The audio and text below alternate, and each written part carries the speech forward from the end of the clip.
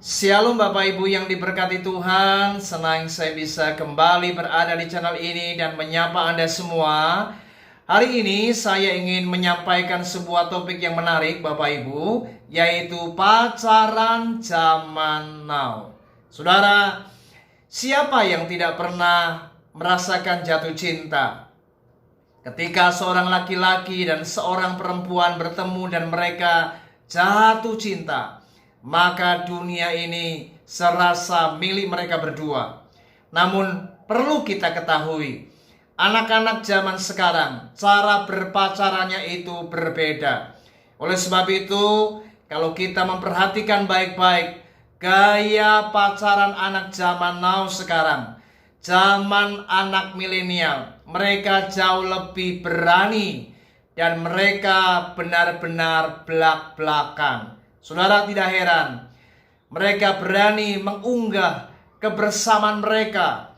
Mereka berani mengunggah momen-momen yang sangat bahagia yang mereka rasakan, yang mereka nikmati, kebersamaan, kemesraan mereka di berbagai medsos yang ada.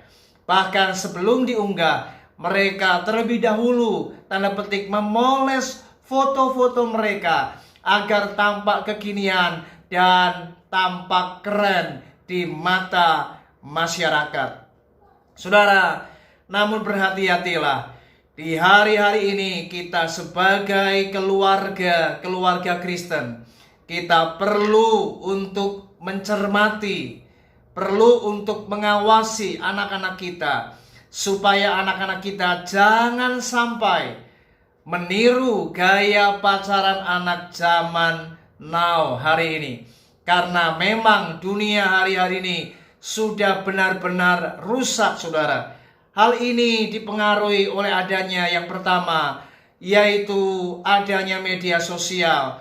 Dengan akses inilah maka anak-anak zaman sekarang, mereka dengan secara cepat dan secara mudah mereka bisa melakukan apapun untuk mengunggah apa yang menjadi kesenangan, kebahagiaan, momen-momen kebersamaan mereka di media sosial.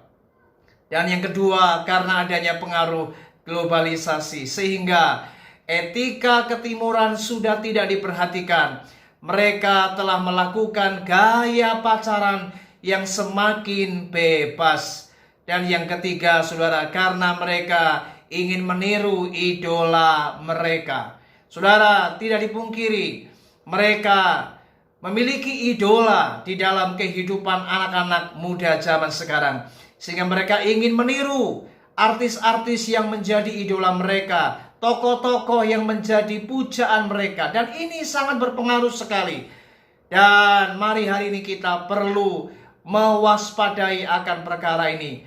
Dan yang keempat, tentu mereka juga ingin mencari apa yang namanya popularitas. Saudara, ini merupakan fenomena-fenomena gaya berpacaran anak zaman now sekarang. Dan memang tidak dipungkiri bahwa menurut seorang psikolog, bahwa zaman sekarang ini, anak-anak di zaman now, cara berpacarannya itu makin bebas, makin berani, dan mereka secara vulgar atau terang-terangan. Oleh sebab itu, kita sebagai anak-anak Tuhan, kita sebagai anak-anak yang mengenal kebenaran, mari Alkitab berkata, janganlah kita menjadi serupa dengan dunia ini. Artinya mari sebagai anak-anak Tuhan, kita harus punya gaya berpacaran yang berbeda dengan gaya pacaran anak-anak dunia ini,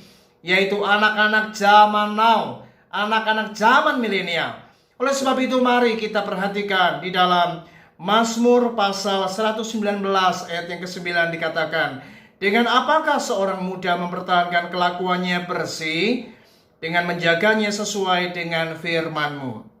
Saya percaya ketika kita sebagai anak-anak Tuhan, kita suka bergaul dengan firman Tuhan, kita semakin mengenal kebenaran, maka kita akan menjaga kehidupan kita, menjaga perilaku kita, sikap kita, sesuai dengan kebenaran firman Tuhan, sehingga kita tidak melakukan hal-hal yang serupa dengan orang-orang dunia. Saudara perhatikan, anak-anak zaman sekarang, gaya mereka berpacaran, mereka main peluk-pelukan, mereka cium-ciuman, bahkan mereka melakukan hal-hal yang sudah di luar batas daripada etika ketimuran. Saudara, inilah fakta, sehingga tidak menjadi heran hari-hari ini banyak pergaulan yang bebas, terjadi kehamilan di luar nikah.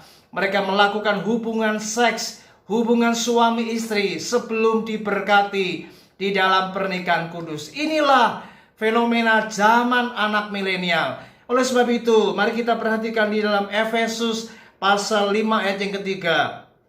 Tetapi percabulan dan rupa-rupa kecemaran atau keserakahan disebut saja pun jangan di antara kamu, sebagaimana sepatutnya bagi orang-orang kudus.